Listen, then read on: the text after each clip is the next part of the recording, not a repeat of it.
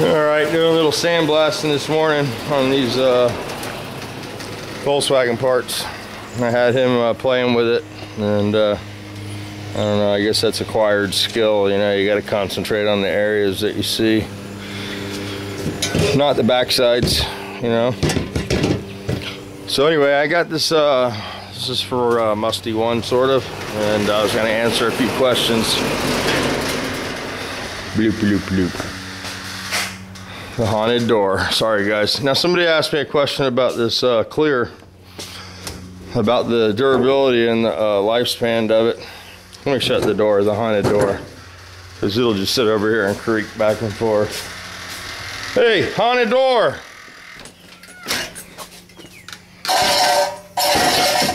No wind required for that one. But anyway, the cheaper clear, the refinish solutions. Like I said, that's an off-spin of the Matrix. Matrix still sells it, and they do warranty it. Now, the interesting thing with this clear is when it came out about 4 years ago, I guess now, they were afraid that they were going to kill their 52 market, their medium solid Matrix clear. And I sell a lot less of it, you know. The Matrix clear is expensive, according, you know, to a lot of people. It's a little more than the cheaper clears, you know. It's a good quality product. That's why they had to come out with this refinish solutions. When we first bought this paint business, we were getting our butt kicked by the shop line guys and the Omnicoat. So they wanted something that would compete with that line, and that's what this is. You know, if you're using the shop line or the Omni, or if you're using the RM value brand, you know, this is compatible. They have the paint line, they have primer. Most all my shops buy the primer and use it. Hardly anybody buys the Matrix primer anymore. You know, they buy the $100 stuff, and I've never had to warranty any of it.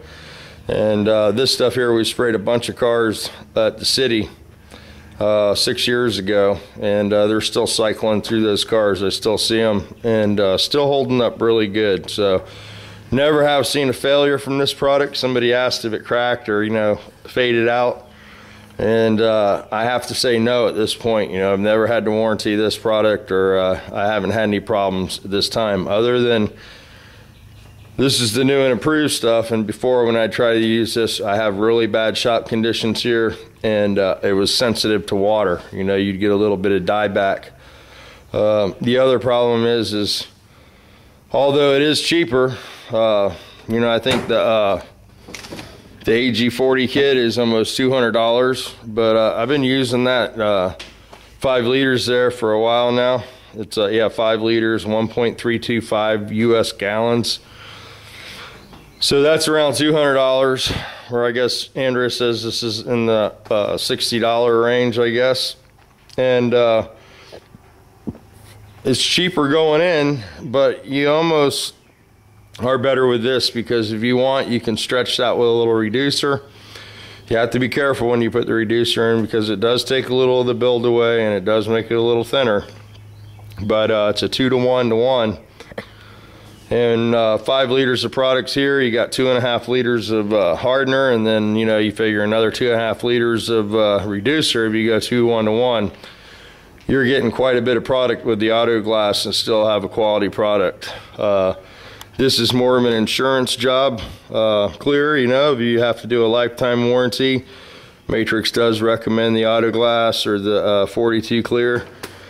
Again, the refinish solutions is more to compete with the used car market and you know, the quick jobs. You probably wouldn't want to put that on an insurance job that you had to stand behind for life, you know. Now, this would be a good clear to have around in the shop if you wanted to cut your parts in, stuff like that. You know, it'd be a value clear for something like that, or a used car situation. I don't think I'd trust this clear as far as you know, a lifetime warranty like a lot of the insurance companies are requiring now. That's why we have the AG40 line and the 42. It's more set up for the insurance market. Now, as far as the clarity of this clear, it's very clear. It's not yellow. It doesn't change the color. I haven't seen any issues like that. The only issue, like I said, with this clear and the 52 for me, if you have a lot of water in your lines, you're going to have dieback. And high solids, more expensive clear, doesn't seem to be as susceptible to the water the next day. You know, it's still shiny. So didn't get any dieback though this time. This clear stayed really shiny. Still looks really good. We are going to have to blend that a little bit. I was afraid of that because, you know, it's pretty beat up. So we got those stickers coming. We'll do our blend areas and get everything buff, and I think that job's going to look really nice. So I wouldn't be afraid to use that clear in, you know, a 3 to 6 year period. I can tell you it's good for at least that. And, you know, I just find myself putting 3 coats of this where I only put 1 coat of that. So it's sort of about the same to me. You get a much more quality product with the auto glass. This is cheaper going in up front, you know. So I guess if you were in a pinch, you know, this seems like a more valued product. But in reality, if you really weighed it out, this would go further. So you got to watch when you cut your costs in your shop. You know, you really have to weigh out the pros and cons, and you know what you can do with the better quality product. This clear is not recommended to go 2 to 1 to 1, but you can go 2 to 1 to 1. I have done it. So if you go 2 to 1 to 1, you're stretching this product pretty far. You're getting a lot of material for the dollar, almost double what you'd get with this at half the price. But you know what I mean? You're going to go further with this. Your quality is going to be a little better as far as your shine and stuff. I think, you know, this just is top notch. So I hope that answers your question. I wouldn't be scared to use it. The AG40 is better by all means. So the other thing I wanted to mention, this is for MUSTIE1. I know he tunes in every now and again. I know he mentioned that he has some problems with his tranny and his bus.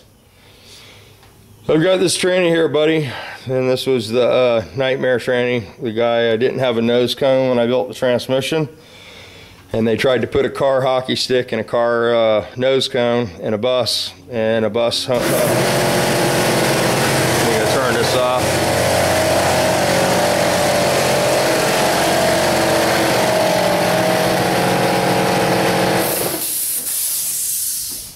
A bus hockey stick and nose cone are considerably different. The angle of the nose cone is much higher, so the shift rod lines up and it's parallel with the nose cone. If you try to use a car cone and a stick in a bus, it puts the shift rod at quite an angle, and you have some issues. That was the case with this transmission. I trusted the customer that he had a nose cone for a bus and a hockey stick. They tried to modify a car stick and a car nose cone for this, and it ended up being a nightmare. Didn't fit all the selectors in the end there, you know, all the selector shafts. The hockey stick won't line up with those. So I took this down the scooters, pulled it back apart, and put it in the jig. Everything appears to work really good in it. The ring gear is in the correct location for a bus. It's flipped over on the other side. If you have the gear reduction boxes in place, the ring gear is on the opposite side as a car.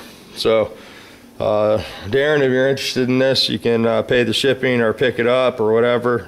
It'll have the parts in it you need, or you can just pop it in your bus as is and go with the luck of the draw, or you can pull it apart and use it for pieces and parts. In between the 2 boxes, build one. I know you're pretty proficient at that stuff. Like I said, I think it's good to go. You know, I think it is good to go. I mean, I retorqued the main shaft nut, had come loose because apparently they were really abusing it, and everything looked pretty decent inside. I did pull the gearbox out, did put it back in the jig, but you know, if you wanted to recheck it and everything, it's gotten dusty and dirty sitting over here. I was going to flip this back over and make a deal for some wheels, but I don't know what happened to that deal. The deal got diluted, and the tranny's sitting there. If you would be interested in that, let me know. So, because I know you said yours pops out of first gear. So, all right, guys, let me finish blast speeding some of this stuff. I got some cylinder heads I'm doing. You can't see nada in there. Just pitted glass. But yeah, we're doing some cylinder heads in there and intake manifold ends, and then I got the springs for the Nova just about blasted in here.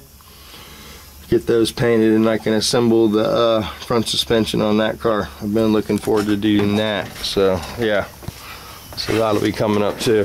I have my bolts I need to clean up here, and I can reassemble that passenger side spindle, and still looking for some brake rotors. I might have to just clean the ones up I have for now and put them on here and make it a roller, and put those in the wish list. So I was hoping to find a steering coupling for this so it'd be easier to move around, but I haven't located one of those yet either. So I have two for what I believe is a Chevelle. I'm not sure. So if there's anybody in the garage that needs one of those couplers for a Chevelle, let me know.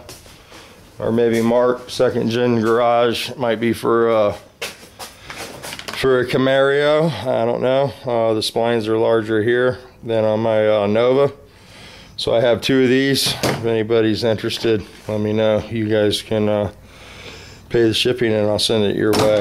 So that's what I got. I got those two, and I have some polyurethane bushings that I wasn't able to use. I have a kit. I want to say they're for a Chevelle. Well, Chevelle's coil spring in the back, so maybe a Camaro leaf spring setup. All right, guys, let me go ahead and shut this off. So Musty, if you need the tranny, let me know.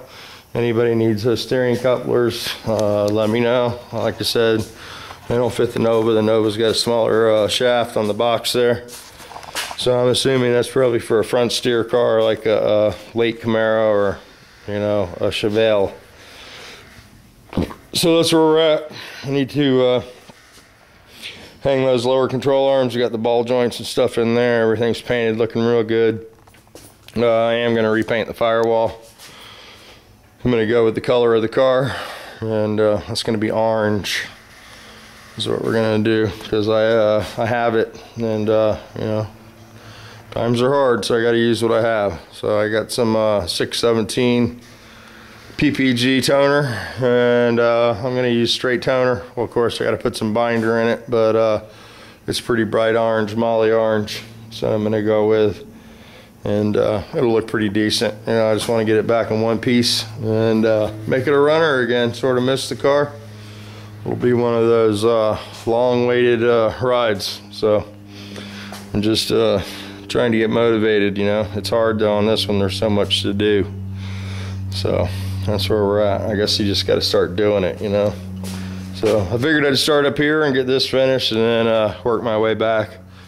Got to do something with the interior there. Probably gonna bed line that, rhino line it, whatever. I need to do the inside of the car, and the wheel wells, I got those cleaned up and straighten those up a little bit. So there we go. That's what's happening here today. Not a whole lot. Still got the Cougar in. Haven't seen any materials yet for this one. Ooh, little sagger there. Have to sand that out. All right, you guys take it easy, and we'll talk to you a little later.